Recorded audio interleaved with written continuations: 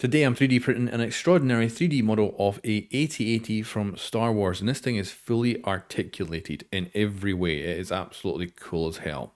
And I'll link in the description below if you want to go check it out yourself, but I warn you, this thing actually is quite complicated to put together. So the feet themselves are really good. They're quite simple to print. As long as you can get decent adhesion, you're going to be fine. And you don't want to add any extra on, otherwise the moving parts won't move. Here is one of the legs. Of course, there's 4 legs, 2 sets of 2, front and back. And you'll notice here there's a little gap, and it's just held on at the top by a tiny bit. This is so it can actually print flat like this. And then that tab in there, you add a bit of glue and actually stick that down, and then you've got your completed leg. And of course, it all is articulated in both joints. So very, like, whoever designed this is just showing off with their 3D modeling skills.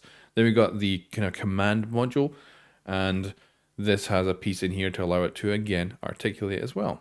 However, there's then this piece, and this initially doesn't look like it comes from the same model. It's like, what the heck is this?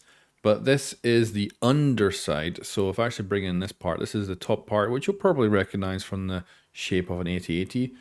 And this actually goes upside down into it. It's got these folding parts that will go in for the neck and also for the sides as well. So yeah, you've actually got a heck of a lot to work with here. So we're going to go ahead and jam these together to assemble this. But these are all the parts you need.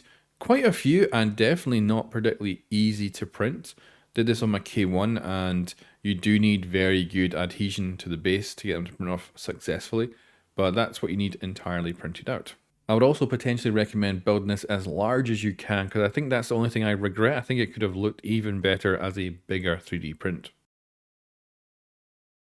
But now we're going to go ahead and assemble, and this is quite simple, but this part's definitely the most complicated. So you're going to want the top upside down, and then you're going to want to fold up the rest of it entirely to make sure it all goes in, because that like bit with the neck there, that needs to be folded up correctly in order to go in. You've got the side bits here that also need to be folded up to all fit in, and I do think it's a little bit more complicated than it needs to be. Someone's just showing off, but they're showing off in an extremely cool way. So yeah, you want to bring this in, and you want to make sure that you're also getting that neck in there too. That can't be hanging out. That has to be folded up and flush with the rest in order for this to actually all go together. And it's definitely a little fiddly. But once you get it and it all goes in, you don't actually need any glue at this point.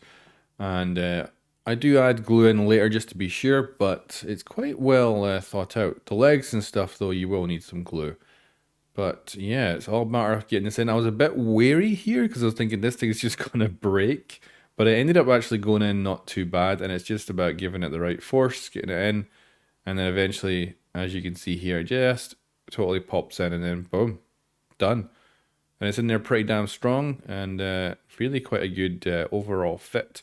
And I do add a little bit of glue later just to make sure it stays there, but I probably wouldn't. Now this is the bridge, so it clicks onto the front, and I had to take it off camera to do it. Like I had to basically hold it upside down so that the neck was hanging down the ways, and I was able to click it in without any too much hassle. But yeah, we're going to go ahead and get this all together. The legs are all glued up as well now with the tabs glued, and each leg is different. You've got your front left, front right, back left, back right. And they're all unique to their right positions, so of course you don't want to go gluing the wrong legs in the wrong places.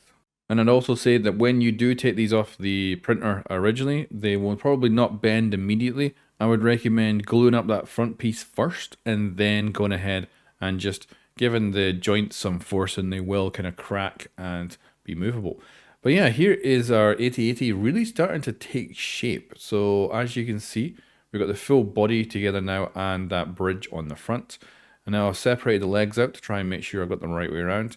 There is, thankfully, some little bits of keying on the actual mounts for the legs. So for the most part, you probably can't get it wrong. But I would just double check that you've got the right legs for the right areas. And you can see that they just have a simple slot. So we're going to glue these ones in as they don't click in or anything like that with this part. And you'll notice here with the shape, there is a keying going on so that they can only go on to the right side. But you could easily still mess this up, I think. But as you can see, that'll then glue into there pretty nice and should hold up quite well over the long term. And yeah, this thing is really starting to take shape now. So we've got the main body, the head, and the legs on. And then when it comes to the feet, these actually just clip into place. There's a special design kind of point where they can go in and they can still rotate. So they can move around independently on the bottoms of the feet. Of course, they become flat with any surface you would decide to put them on.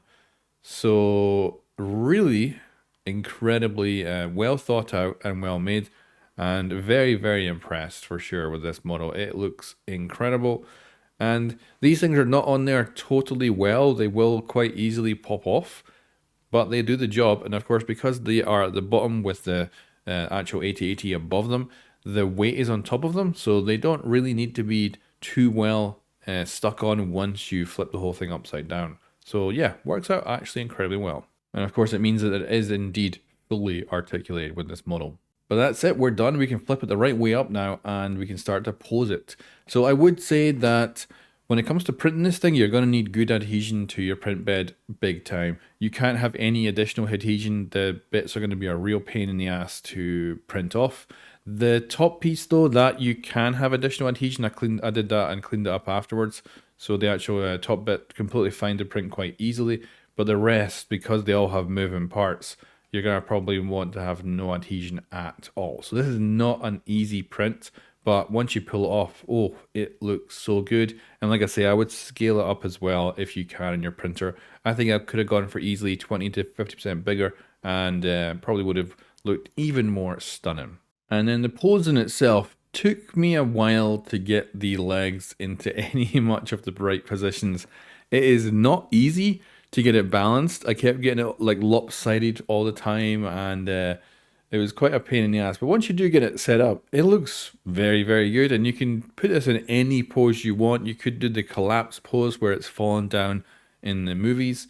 And yeah, I think overall this thing's amazing. Of course, grey filament would also be really cool, but I wanted to do this in white because I thought it would look even more, I don't know, striking for some reason. But yeah, this is a fully articulated AT-AT. Definitely not a toy. I wouldn't give this to kids. It's going to fall apart quite easily, especially these feet. But for something you put on display that you've printed yourself, really, really good. And it's completely free. So link in the description below if you want to give it a go yourself. This thing is just top notch. Looks incredible. Like I say, you could probably scale up massively, and everything just being all these tiny little details and stuff is absolutely gorgeous. Really taking my breath away with the intricacy of this design and creation. So yeah, let me know what you think about this in the comments below, and I'll catch you next time. And give me a subscribe and a follow and a like and all that as I'm trying to build this channel up. Anyway guys, thanks for watching. Catch you next time.